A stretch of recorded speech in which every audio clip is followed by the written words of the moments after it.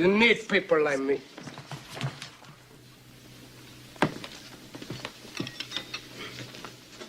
You need people like me so you can point your fingers and say, that's the bad guy.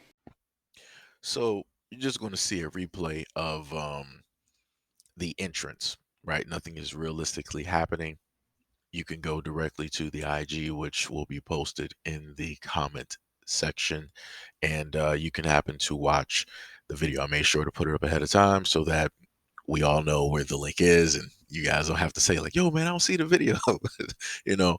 Um, but all jokes aside, this is something that I've talked about for quite some time, and I covered issues in the black community when it deals with young black boys and black men and the things that take place, right?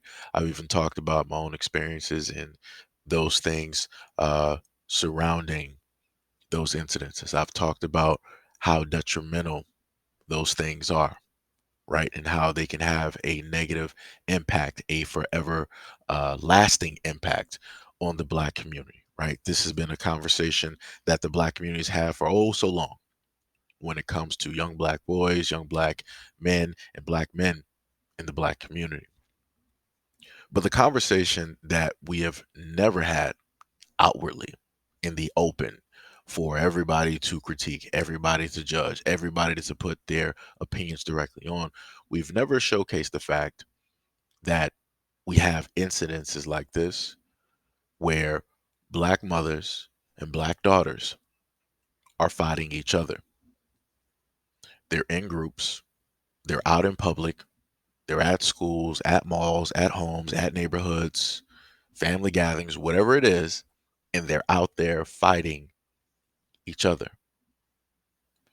And the main reason that this needs to be highlighted is the exact same reason that black women have stated before, right? They said that, hey, if you guys don't talk about this, if you don't fix it, it's going to get worse and worse and worse and worse and worse. And it's going to be a problem that, that's just not going to be able to get fixed, right? And we have black men out there, both who have served time in prison and have gotten out, and they're talking directly to the black males out there. You even have some black male rappers who have also served time and done some things out there in the street, and they're like, you know what?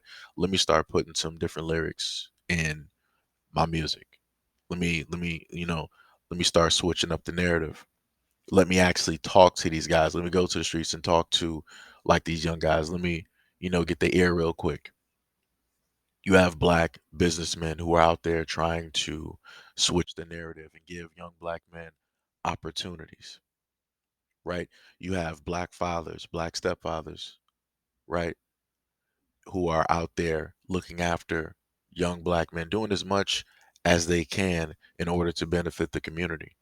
You also have the Nation of Islam, who is doing everything that they can to benefit the community, taking black men who were just released recently from incarceration, bringing them in, educating them, making them better men, right? Causing an evolution to take place. And then those same men are then sent back into the community of which they came. And they are there telling their story, trying to educate the brothers, right? Trying to change their lives before it gets to the point of where those men used to be, right? They're trying to save them before they, reach that critical point. But we have all of that taking place with black men. And those are positive things that nobody wants to highlight or talk about. They always want to talk about the negative things all the time of what black men are doing, right? And it's the reverse when it comes to black women. Everybody wants to talk about all the positive things that black women are doing, but nobody wants to highlight the negative things. And the negative things, soon enough, if they're not already are, they're going to dwarf. They're going to smash down. They're going to overshadow, right? The good and positive things that black women are out here doing. And it's going to leave a bad taste in people's mouths. It's going to give black women a bad look, right? Because one of the main things that was also stated by black women was that, hey, you guys have had the image of black women for eons, and look what you guys have done with it. Look what you guys have done with it. Look what you guys have allowed to happen. And I'm like, you know what? I'm all for equality. So if you want to, put, the blame on black men, fine. So be it. No problem.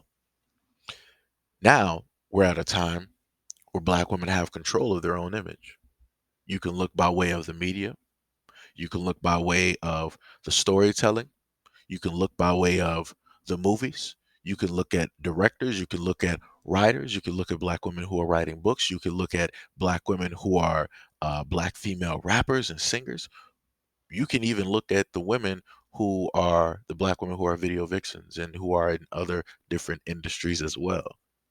They all have the power of their own image as a black woman.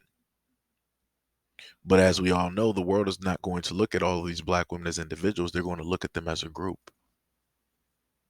So when you have all of those black women that have control over how it is that black women are perceived outwardly by the world, whose fault is it then? Are we going to put the rest of the 50% to make it a full-fledged 100 and continuously place that on black men and to say that this is the reason that black women are suffering this plight? This is why black women are going through all of the things that they are going through? Or are we going to share that blame, right? Because people believe in equality, right? People believe in being equal, right? And I'm that person where it's like, if you say that you want equality, then fine, we're going to sit up there and share this blame both ways, right? Black men can't sit up there and run from what it is that you're stating, where you're like, hey, you guys are to blame for the reason that we're being devalued, disrespected, and treated horribly, right? You want to say that we aren't protecting you? Fine, so be it. No problem. No problem. So within the same breath, you are the reason at this point in time in history of why it is that you are not protected, of why it is that you are looked down upon, why it is that you are not valued, why it is that you are not respected, why it is that you are not deemed worthy. And that is by way of the actions that are being committed that everybody can clearly see that are being filmed. In many of these cases, these actions are being performed around other black women, with other black women, and filmed by other black women. And then the cheerleaders in the background who are goading these black women to keep fighting. All of this is directly within your grasp, within your reach, within your power, and you are able to stop all of this. But I kept telling a lot of black women out here, the moment of time that you decide that you want to stay focused on black men and you want to make them the sole and the only issue, you want to make them the boogeyman, that things like this are going to continuously progress like a cancer and is going to get to a critical point where it's going to reach a stage where you're not going to be able to cure it. And slowly but surely, we keep progressing and getting to that point every single day. Because the main ones that have been made to be accountable for every single thing, anything that basically goes wrong on this planet, people are like, ah, it was the black man. You see that crime that's going over there in Europe? I'm pretty sure a black man has something to do with it. Oh, there's a brand new drug. Somebody's peddling something.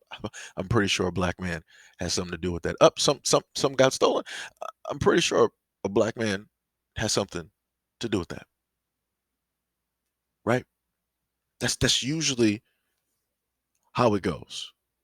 And because the black man is the scapegoat, problems are allowed to reach critical mass. And this is what we are slowly watching every single day. And I always continuously hear black women online stating black girl magic, protect black women. And my rebuttal, my reply to that is, if black men are supposed to protect black women and you guys say that no black men are out here protecting black women and yada yada yada, and also in the same breath that you're independent, strong, and you can do everything by yourselves, but within the same token, if a guy such as Jesus came up to try to tell you what's what and how to correct yourselves and do the right things, you would also shun him and turn him away because he will be a dusty He would be a bum. He would be somebody that you would even look towards as a good man, a decent man, somebody that could actually afford you. Who then there is left to actually protect black women, not just from the world, but also from themselves? It came to a point a while ago that people used to sit up there and state that you are your own worst enemy. And that's when it deals with self versus self. And now we're at a point in time where we're looking at on video and audio that black women are their own worst enemy.